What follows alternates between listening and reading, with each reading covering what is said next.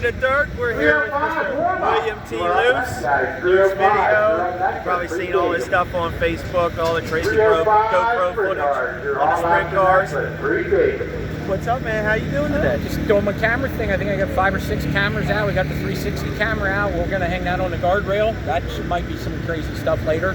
Awesome. So what made you decide to start putting cameras on race cars? A friend of mine asked me, he said, my kids never saw me, he's my age, never saw me drive. He used to drive a 410, went to 360s, down in 305s, and he said, hey, you mess around with GoPros on bicycles, you think you put one in a sprint car? So that's how it all started at BAPS like 3.5 years ago. And I mean, duct tape and zip ties, not the case, nothing. That's how the first one went. Right. So you had some trial and error figuring out how to do these, getting cameras mounted on these cars, and you went through a lot of mounts. A lot of cameras. I got $5,000 worth of trial and error. Holy shit.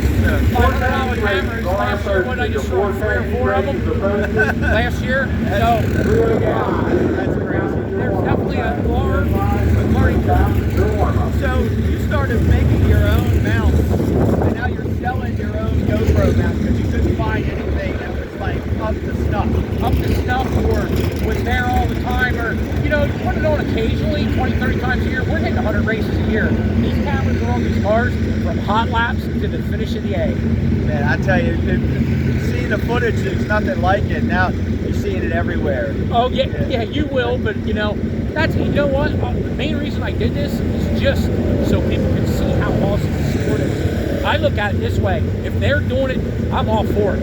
It just exposes us. It was all about exposing the sport. That's what it's about. I don't get jealous or this or that.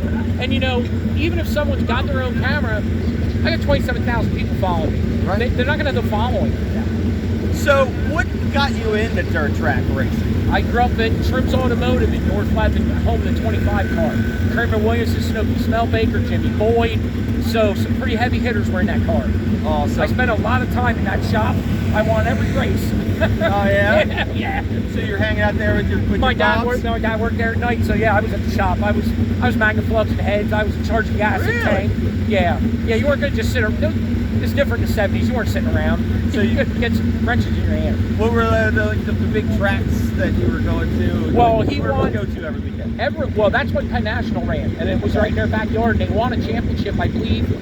It was either Kramer or Smokey was in the car the year they won the championship in 25. They hit Sealy's Grove, they hit here a little bit, but the main track was Penn National because it was 20 minutes away from home, and I mean, it was a heck of a facility in his day. Right on.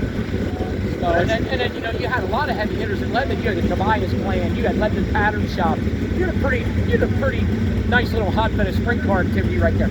And sprint car and modifieds, with Tobias is having their shop right there in Lebanon. That's awesome. So getting this reception, and now people they're paying you to get your footage for their teams. And all that stuff. Tested tubes, yeah. I don't sell anything in the track that's like I want to sell anything anyway, right. But I do test and tune work. I'll set cameras up just for people that basically, the plug and play system. That's awesome. I don't know if I call myself an expert, but I got 3.5 years of finding about everything you could do wrong. So how many cameras do you think that you've lost in this? Destroyed? Probably 7 or 8 destroyed. Wow. And then, in fact, there's 3 that went. Actually, there's cameras on all these cars with the backs that are broken. I'll go out on the track and find. If they work, they're going back home. Right on. Well, I know we all appreciate the effort. We all appreciate the footage. Nothing like hanging out with the Gimme The Dirt crew.